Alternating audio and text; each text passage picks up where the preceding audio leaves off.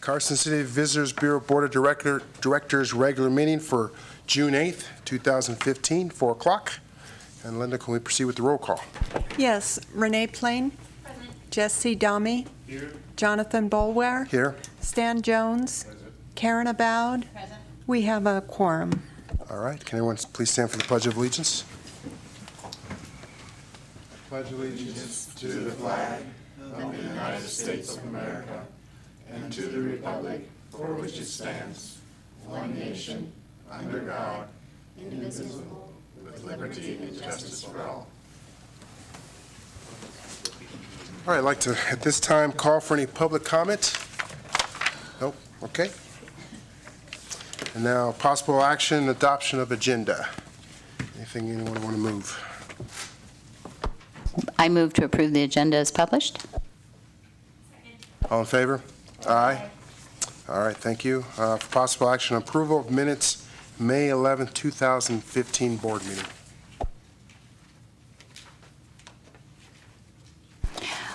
I move to approve the minutes of the May 11th, 2015 board meeting as published. All in favor? Aye. Opposed? Okay, motion passes. Thank you. And for possible action, approval of minutes for May 21st, 2015 special board meeting.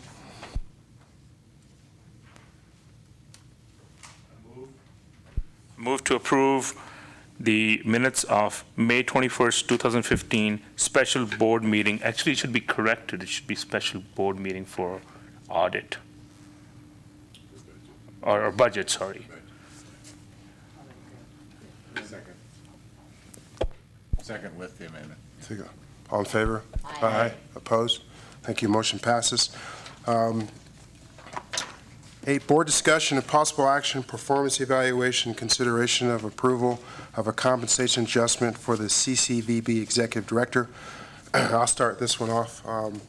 My recommendation, after thinking about this, I obviously believe we have to do a performance evaluation, and along with any performance evaluation, consider any compensation. However, I recommend to the board that I think one of the things, and I don't know about past boards, but I'm not aware that we've established a salary range for this position, independent of Joel Dunn being in the position. Let's say Joel left tomorrow. It's not a suggestion, Joel, just commenting. But let's say he did, and we were opposed to hiring someone. Do we have an established salary range for this position? What would the minimum be, and what would be the cap position on that? So what I recommend, rather than doing this now and just giving Joel a performance evaluation and then deciding on an increase, allow myself, Chris, volunteering for this job, and whoever, what other resources we need to go out and actually do a comparison survey of like positions of executive directors and similar-sized visitors bureau, also like positions of city positions, and let's establish a salary range for this position, the minimum entry point and the maximum point. And then once we agree upon that range, then we can come back to an evaluation, and then Joel's salary should be somewhere within that range. Those are my thoughts. I concur. I think if we're doing this, that his salary increase should be backed up to June, his anniversary date. No, I agree with that. Okay. I think that's a wise approach on both counts. Yeah, that way when we're making a decision, it's informed. You know, it's similar to private sector, that in my experience, for every job classification, you have a wage range.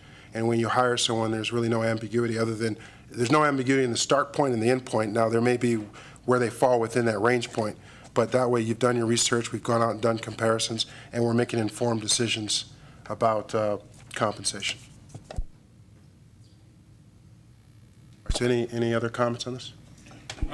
The only comment I want to make is absolutely that's, I think, the best approach for evaluation and setting the bar, the minimum and the maximum. And I think we should look at boards and markets of similar size and similar job responsibilities so that we are really comparing apples and apples, you know. And do you expect to be done by next board meeting? Oh, absolutely. I think because in looking at this, we've kind of looked at it as far as different positions, but what we haven't done is taken that next step to say, okay, we're going to establish our own compendium rates for this job. So I think we have a lot of the information, Chris, if I'm correct. We just probably need to reach out to some of those other visitor bureau director jobs in like size communities. We probably still need to do that. But what I'd recommend is on the next agenda, we, as a board, approve, based upon the research that we come back with, what the range of the position would be. And then if we approve that, then the next would be Joel's review, and then we decide upon a salary within that range. But yeah, by next meeting, I don't see any reason why we can't. What's that? Is that July 13th? Is that correct? Yes. Okay, yeah, that's plenty of time. So I guess we need a motion to. Any comments on more board comments?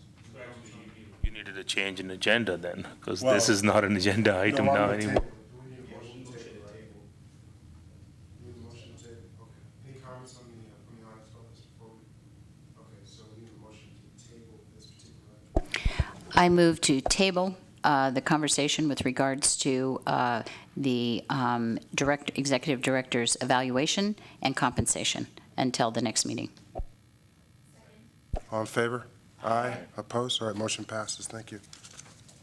I guess I should ask you all right with that, Joel? No, absolutely. Yeah, I understand completely.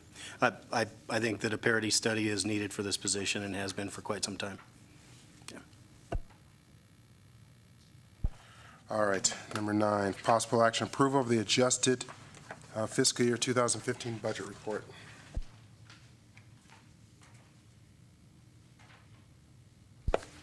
Okay, in your packet, you will have the 2014-15 fiscal year 15 master budget report. This is 92% of the year reporting, accounting period 11 of 2015. The expenses will be as of the end of May. The room tax is reported through April of 2015, or at least that has been received in May. Looking at the revenues on page 1, going down the line, we're at 92.2% in revenues. And once again, this is the projection now is our adjusted revenue. So that increase that we've seen throughout the year, we've already adjusted that. Even if you look back at the old numbers, then we would be, upwards of 10% above that. But we're at 2.2% above even what we projected a month and a half ago when we made those adjustments as a board. Bottom line, in the revenues, we're at 91.4%. A couple of the notes on the top, you've got the interest income coming in at 206% of what we estimated. The interest income is significantly higher than that in the two accounts for the V&T projects. Just because the money is still sitting in that account, we don't make that payment to the end of the year. 100% in the gift store, and we've still got another month on that. Going down to the adjustments to the revenue, you look at the revenue totals coming in from what's been paid out for the field maintenance, the 3/16%. We're at 74.4%. There'll be another 2 payments on that. 84.2% for the NCOT. You'll see noted in the bills that we've paid up through March. We have the April and the March payment for the 3/8% for NCOT. Bottom line is, for expendable revenue total at 92% of the year, we're actually at 95%, so we've got a little bit more revenue still than what we expected at this point. So revenues are solid. Yes. Where does the money, I've asked this before, I just don't remember. Where's the money for the sale of the building? Where does that go? That doesn't go in revenue. No, and it's not listed yet. You won't see that until the first fiscal year 16. We're augmenting that in, and you will see that accounted, the $70,000 left over from the sale of the old bureau.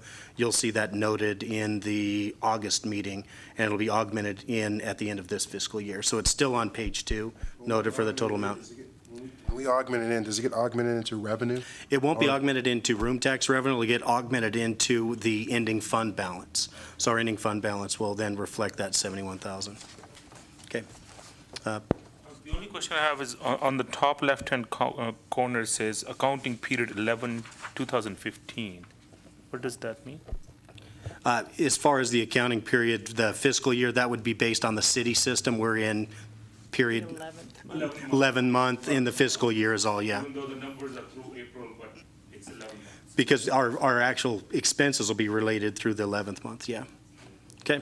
So we'll actually have another month coming in on all our revenues, and we'll catch back up with the revenues.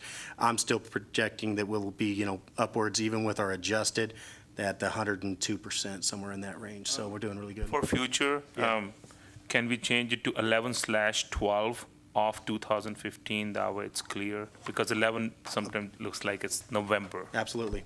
Yeah, we'll change that. Okay, on your second page, noted on the top, once again, that's that $71,616.81 that's still there based on the sale of the property and the move. Going down in our expenditures now, we're at, once again, reminding that we're at 92% of the year. Our expenses for the intergovernmental is the only thing that's above the 92%. We're at 100%, just over 100%, and that's because of the $17,000 that we allocated. We did pay that out of this year, even though it was halfway through the tournament season. That went to Parks and Recreation, and that was approved by the board. We're at 64% for the V&T capital and 10%. Those are going to get balanced out at the end. Chris will be working with city finance because, once again, we take one down to the minimum 100,000, and that's the one that has to actually pay the grant. The second one is the marketing and capital. That one will have a higher balance, and we'll report that in 2 months. Continuing down, salaries and wages and benefits. Moving down to the bottom, you can see at 92% of the year, we're at 85.1% in our expenses. We had some hours that, for the hourlies that were budgeted in, that we simply haven't had to use. There are some that are now an expense with, and you'll see on the bills, that we've used a temp agency for our intern that is helping in all kinds of different aspects. You can only reach 1,039 as a part-time employee, and we're using one of the temps, but we're still certainly below that 92%. Any questions on salaries page? Okay. On your third page, you can see going down now a breakout. The only one that flagged above that 92% is the contract employees. But once again, this was higher in the last couple of months, and we said as we get near the end of the year, that will drop down. The contract employees, that'll balance out right to that 100% at the end of the year. Bottom line, for contractual professional services, we're still at 77.1% at 92% reporting. Going down, property services, 61%. Other services, insurance, dues, memberships, the passes that we, it's a come in, come out expenses for the bus passes. Travel and lodging, we're still at 81.1% on our expenses. 78.5% for marketing and advertisement. 75.3% for operating. And that's all operating supplies, office supplies, furnishings, and inventory. We've got, as you can see, actual year-to-date 11,000 for the store inventory. We do have some store inventory coming in this week, so we're going to be right at that 20,000 reporting in the July meeting. So, going down, utilities, 58.9% at 92% you're reporting. Total services and supplies, all expenses, we're at 73.1%, reporting 92% of the year. So still cutting back where we need to, saving money when we can. The back page is, once again, this is just to establish, mainly used at the end of the year when we work with taxation, but it establishes our carryovers based on ending fund balances. So, any questions on any of the expenses? Okay. What's your estimate on carryover? Right now, not taking into account, right now, my estimation on carryover, uncommitted carryover, is going to be right about that 440,000, and that's taking into consideration our carryover from last year. So, and it might be just a little bit higher than that, I think a little higher. As far as expenses that we have over the next month, I am finishing up a couple of the grant projects. A couple of them will have, some high expenses. We've got about another 10,000 that'll be part of the banner project. That's moved on to the printer, and those banners are being printed locally. I'm working with the local sign shop, so all those have to be finished by June. So it'll balance out a little bit, but I'm not anticipating that we're going to certainly overspend, so that'll go back into that ending fund balance.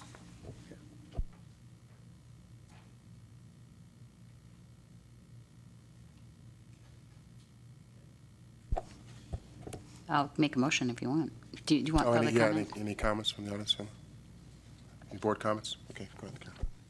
I move to approve the monthly fiscal year 15 budget report as presented through May 31st of 2015. All in favor? Aye. Opposed? Our motion passes. Thank you.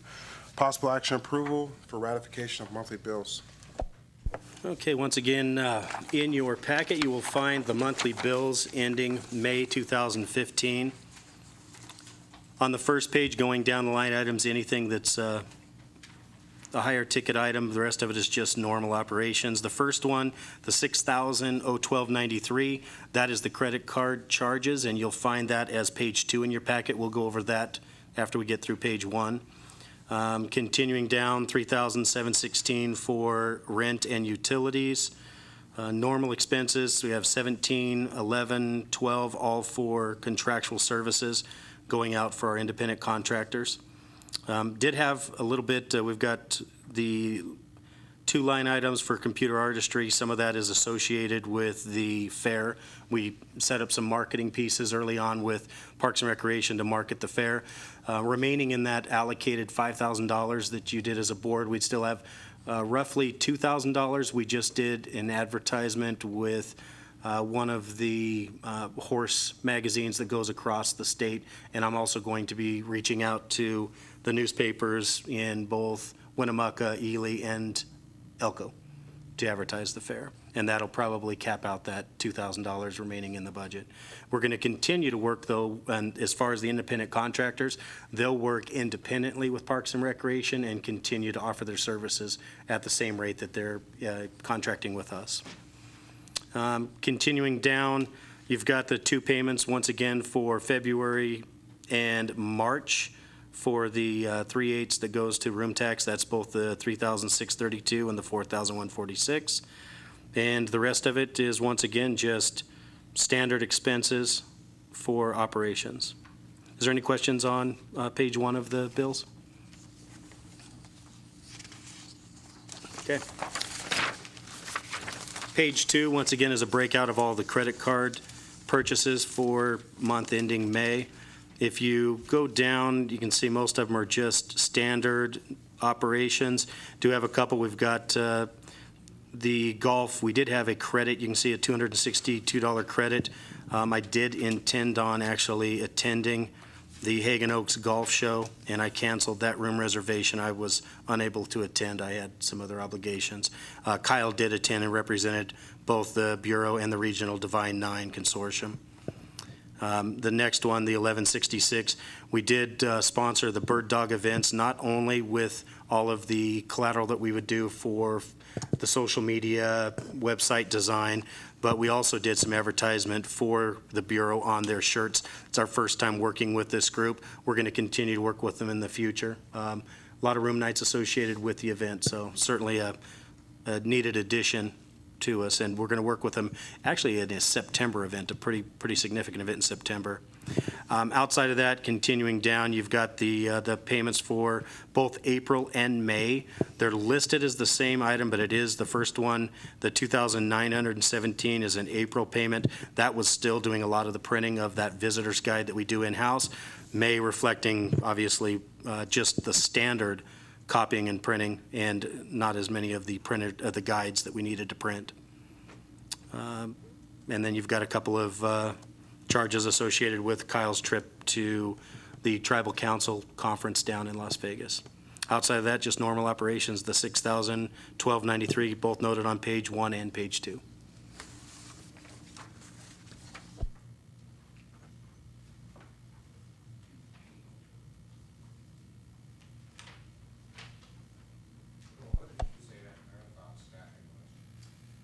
The marathon staffing is actually having the opportunity to continue to have James Solinello work through the end of the fiscal year.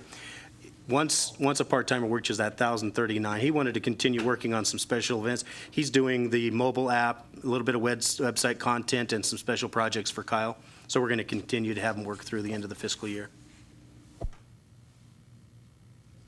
Joel, do we pay $98 for a fax line to AT&T? Yes, we do. And that was a discounted rate compared to what we used to pay at the old location, and it's required. We're trying to actually work that through the network with the city. It's one of the only things that we were not able to actually put on their network. So we're continuing to pay $98 just to have that fax line. You were using Integra at the other office. Their charge is less than $25. I have a fax line. So you're paying 4 times that. That's $1,200 a year. That, something you can really change. And once again, we will continue to work on it. We're actually looking at trying to morph all of our fax line into the Ricoh, the printer. There is an opportunity, and I think it'll just come with a small purchase of software, and it'll save us a lot of money. Yeah.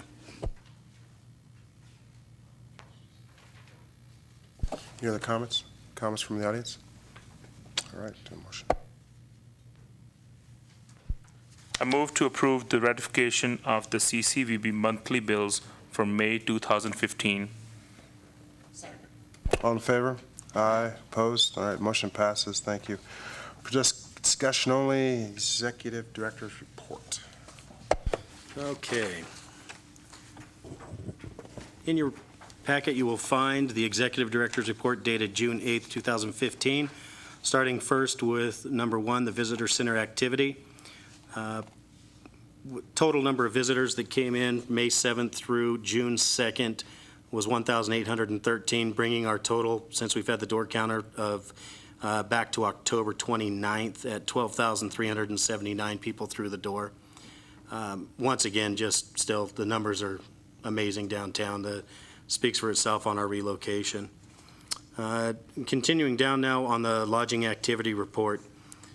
Reporting April coming in for the top 13 properties at 55.63%. That's an increase of 0.69% from 2014 and a decrease from 2013 at 58.6. Looking back at April, and I'm not sure as far as the total number of people that would have came in during the session, but the only thing that I can see that may have changed the numbers a little bit, and you'll see this in maybe, even though we've seen an increase in our trailing 12, our ADR went up. But in revenues, if you look at April, and I can't speak for the properties, but you still have a session going and you've got some per diem rate governmental employees taking up maybe some of those rooms that we would have seen from tournament soccer players. We saw a 33% increase in the soccer tournament attendance in April, and that would normally drive up some of those room rates for us and the revenue. And I don't know if we had some of those teams staying outside of our area, but I will be looking into it and working with Comstock and bring that back at the next month, because we obviously don't see these numbers until Friday. I mean, last Friday is when we finally got to see some of the numbers coming in. But moving on to page 2, if there's no questions there. Occupancy rate for the top 5 properties. Reporting April came in at 62.26%. That's an increase of 7.29% over 2014 and a decrease of 3.95% over 2013. So once again, I'm not sure as far as the numbers in May. What I've heard from properties is the May numbers are looking to increase and back up. We'll hear from the properties, I'm sure, after this. But continuing on, average room rate for the top 13 properties did increase 6.77% over last year and 19.76% over 2013, coming in at $67.66. And I think we all have agreed that that ADR is going to be the key component in moving forward in the success of our community and also the Bureau's money, the revenue. Continuing to page 3, average room rate for the top 5 properties came in at $78.28. That is a decrease of 2.4% over the same month, April, in 2014, but an increase of 13.19% over 2013. Total revenue, all properties, we came in at $1,226,597.71 for April. That's an increase of 2.77% over 2014 and an increase of 9.18% over 2013, same time period, April. Top 13 properties. Top 13 properties, total revenue came in at $1,173,791.06. That's an increase of 3.5% over last year and 9.8% over 2013. Total revenue, top 5 properties, came in at $848,038.62, an increase of 4.67% over last year, and an increase of 7.37% over 2013, same time period. Last page is the trailing 12 report. Came in at $15,105,155.98, an increase of 8.68% over 14 and 22.38% over 2013.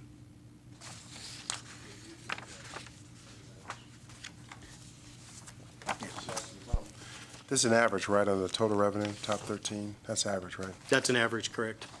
Okay. Oh, no, I'm sorry. Top 13 properties, you're on, where are you at? I'm on, there's no page numbers on. No, top 13 properties, total Total revenue, revenue? top 13 properties at 1,173,000. No, what, yeah, no, the top, the bottom, year-to-date total? Yes, year-to-date total. What that bottom line is taking the first 4 months of both 2015, 14, and 13.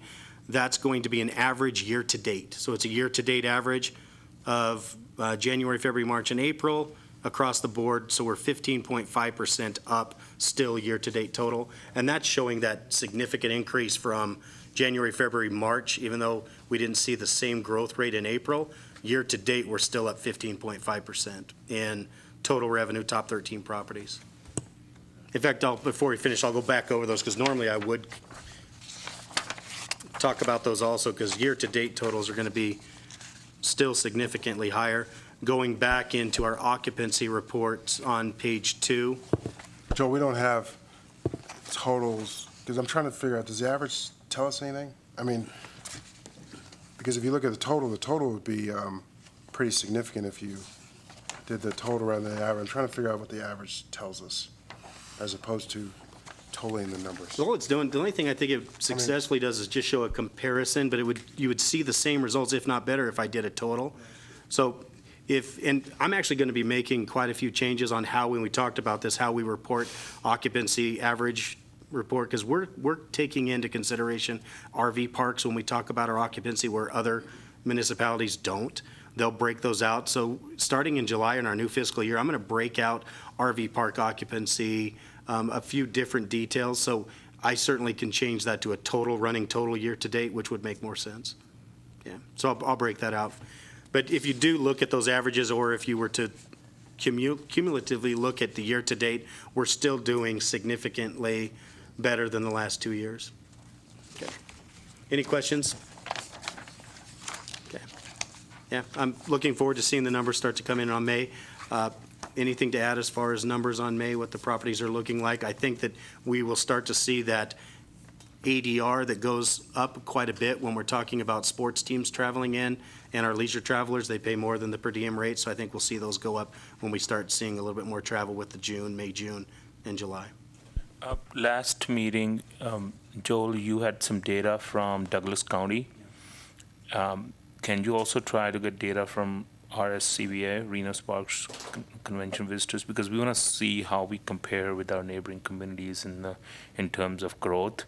Because 14% is pretty much what it looks like right now for top 5, and it's actually higher for top 13, or 15.5% total revenue growth. But Reno is also doing much better, and some of it is because of Tesla and the economy getting better. But we want to see if we are ahead or behind, or we at par, just, for information.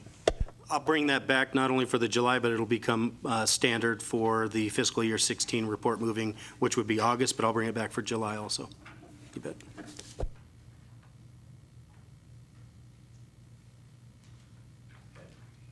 Moving on, as far as the marketing report, the only thing that I will add, we did have an opportunity to attend a major mountain bike event in Grand Junction, Colorado last weekend, and it was just to see the logistics behind how they were running this event. We're looking at bringing a major event in that'll mirror the type of an event that they hold in Grand Junction. And both Kyle and I attended the event. We had an opportunity to meet with their local visitors bureau, quite a few of the businesses. They've also done a downtown project in the midst of having this major mountain bike event. Had an opportunity to go in and talk to quite a few of the restaurants and the shop owners, not only based on the impact of the event, but also how they transitioned through that downtown project. And I tell you, it was absolutely an amazing visit for us. We also had a chance to showcase Willie and have him front and center everywhere in that community, and he's all over, you know, the website and social media. There was thousands of pictures taken with Willie. So, you know, there still hasn't, and we're not making an official announcement yet because we're still looking at a pretty, you know, opportunity of maybe just some major corporate sponsors for this event, but that will come soon. I've got some people coming in over the course of the next 2 weeks doing an assessment of our trail systems, looking at a major 2016 event. So actually, and at that, I'll let Kyle follow up, and he'll talk about some of the dynamics of our visit to Grand Junction, some of the things we're working on in marketing. Well, just, you know, the thing with Grand Junction is it seemed like they were a community 5 years ago where we're kind of at now at that decision-making point. And I think they made some really good decisions that paid off, you know, 5 years later. The biggest and most obvious thing is the full embracing of public art in their downtown. And it wasn't something where the city said we're putting in public art. The business community bought into it, and every business had a sculpture in front of it. Every planter box had a sculpture. There was stuff coming off of the buildings in the alleyways. It was a nice addition to a healthy community, you know. And it was a healthy community because it's a mountain biking community. It's an outdoor community like we are. But there's a lot of different levels that go into health and wellness, and I think their embracing of the public art and just seeing that their business owners and their community members came downtown, they hung out downtown, they came out of their shops and engaged with the community. It was just a really welcoming vibe, which, you know, I feel like we have the opportunity to be there, you know, when this project's done, and I hope we make the same, you know, bright decisions that they did to put them in that place. So. Above and beyond that, I did get a chance to race in it. So from a logistics standpoint, I think they did a great job. I didn't do as good of a job as I could have done as a racer. But you felt really, really welcome, especially from the community that was out on every corner at every stoplight with cowbells, ringing them with signs, you know, cheering you on. It was an all-in community, and from talking with the businesses, that's an every weekend occurrence. They come out for every one of their events. So it wasn't just a one-time thing. It was just a really cool event. But that's, yeah. You know, one of the having an opportunity to sit down with the Grand Junction Visitors Bureau. A couple of things. They're very similar to us in our new marketing effort, in our new branding. They brand themselves and market as a very successful outdoor recreation. Their service population is a little higher than ours, but their daytime population is very similar. They're at 59,000. They're a little bit lower. Their room revenue that they get to work with is about $1.25 million. We're a little higher than that. The difference is we have 70% of ours allocated for bond projects and other things, to where we only actually have about 30% of our overall room revenue going to market our community. They had about 3 times the staff. So they've been very successful. But when you look at our successes over the last 2 years, they were also noting that they felt that we may have actually been a little more successful. Our launch of our social media, the fact that, and Kyle's going to go a little bit into the whole Google tracker, and they had the opportunity to do the same thing as an outdoor recreation location. We will certainly continue to work with them. We'll mirror some of their successes as they'll be doing the same with us. So yeah, that's about, other than that, their Downtown Business Association runs through their bureau. We have a successful Downtown Business Association working independently in Carson City, but now with our move downtown, we are a part of that Downtown Business Association. We're working hand in hand, moving forward with them. They're going to, our Downtown Business Association, they're going to certainly step up and mirror the success that their downtown businesses have done for not only the Visitors Bureau, but all of those events. We had an opportunity, both Kyle and I, to sit in to the DBA meeting last week. We're going to continue to work with their board and the businesses to work collectively hand in hand moving forward. That was one of one of my notes was just how instrumental the businesses, the downtown businesses and the businesses throughout their entire community were for not only the events, but also this major event. We left downtown. We were in, shops miles away, and they talked about the success of those events downtown. The only thing I heard consistently from all of the business owners was they needed more. They needed an event every single weekend, and I know their Visitors Bureau is going to be doing the same as we are with our downtown and trying to do the same thing, so. So we do the rest of the marketing? Yeah. All right, cool. And to close it up, okay, so yes, Google Trekker, we'll start with that. This Google Trekker project is apparently arriving at the end of this week or early next week. So that's the backpack with the ball of cameras on it that Grand Junction got a year ago. So we actually got to look and see, what Google did with their videos, and kind of got a couple tips on how to play it appropriately. So that'll happen next week, and then you're going to see us out on the trails, photo documenting, video documenting everything, and we'll get to use that at the end of the summer. One of the other things that we've done recently is with our partner Travel Nevada, this insert that was put in by Madden Media that we got into. We actually got pretty prime location on the back page, inside cover. But this publication was sent out to 550,000 people between LA, San Francisco, Phoenix, and San Diego. And we're going to be getting information back, leads back on that until the end of September. So we've started getting those in, and so far, over 1,400 leads generated in the last 2 weeks, 90 website clicks. And it looks like LA and Phoenix are our most popular markets right now in responding to this. So that's some print media that we've taken out. The social campaign that we've been doing has mostly been promoting all the events that have been coming up. So we've got ads out for Taste of Downtown. We had ads out for Music Man, the Smackdown Bull Riding. We're going to continue to take ads out for our signature events throughout the summer. The Be Our Guest campaign is moving along nicely. The hashtag is getting traction. We're doing a lot more promotion within town in the community to get the businesses and everybody else using that hashtag and promoting all the visitor-friendly activities. The other part of it was the rack cards, which got sent out to the other countries so that those are now in their hands. We are continuing to work with the Yonder app, which is that outdoor recreation app that we partnered with a few months ago. So you're going to see Yonder maps up on our website now. So that's going to be anytime somebody posts an outdoor rec photo or an adventure within the Carson City boundary that we've defined, it's going to go ahead and pop up and kind of be user-generated content to inspire more people to go out and explore and experience Carson City.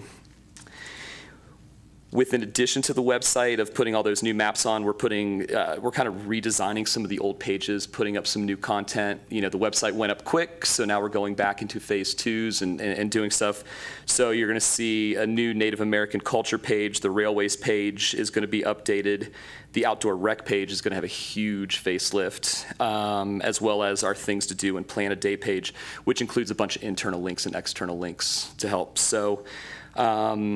Newsletter coming out July 1st, and that's about that. We've got some other projects cooking, but I don't want to release those quite yet. So, a couple of the things, and I know that we've really shied away from the print advertisement, but when we can get that type of engagement and return on our investment, as we did with the Madden Media in all of our target markets, I think it's money well spent. In addition, we did, moving forward, we've got one print advertisement coming in. We're going to be in the program for Art Town 2015, and that'll reach out to 80,000 distribution through Reno in Art Town, and I think that's an important one for that regional but close enough market to make sure that people are aware in Reno of what we have going. And we did partner for that ad to where it was only half the cost with the Brewery Arts Center. So I think that was a great partnership for that print piece. I also, and this one really isn't about the return on investment for heads and beds right now, but it does play into that branding. One of the things we ran into with our mobile app was a trail assessment, an inventory of our trails that we can market. Most of the trails are still rogue trails, and I was advised from our open space and Juan Guzman that only about a third of those trails he really wanted to see on our mobile app, and that's all we put on.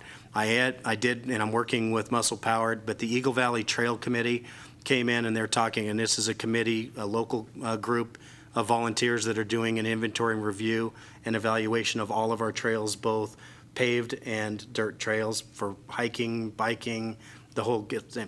Their marketing pieces weren't really what I thought we wanted, so I did offer a little bit of our time, and we just actually printed these today, and they'll use these pieces as they move through the community, and I can't wait to get the results. That inventory is something we drastically need, so that's the two pieces outside that I'm working on. But, we haven't had the entire marketing team here for several months. Once we get through into August, I think August is a good month so that we can introduce our 5 and 10-year plan for marketing. So we'll have Kyle's crew back in August for you. Okay. And that will conclude everything on our part. Once again, the July meeting is going to be July 13th. All right, thank you. Any public comment? All right, seeing none. Any board comments or announcements? I have a comment to make. First, Joel, I would like to really thank you for all the data you put in. This is probably the best it could get in 4 years. And it's as good as it can get. I do not have any additions or changes to recommend. And you're doing good. Second, visitor center activity. Do we collect any data from where our visitors are coming from, like zip codes, any demographics? Are we collecting that? We are. We continue to, and this is where we run into the problem with having too many people coming through the door.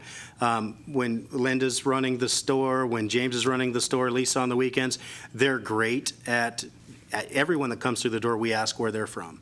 We engage them. We get their first name. And I think that, as I've mentioned before, I think that we're on all their Christmas mailing lists now. We create that relationship, but it's imperative to know where they're coming from. We do collect the data. I stopped reporting on it in my executive report because when I get up, I fail to put it into the spreadsheets.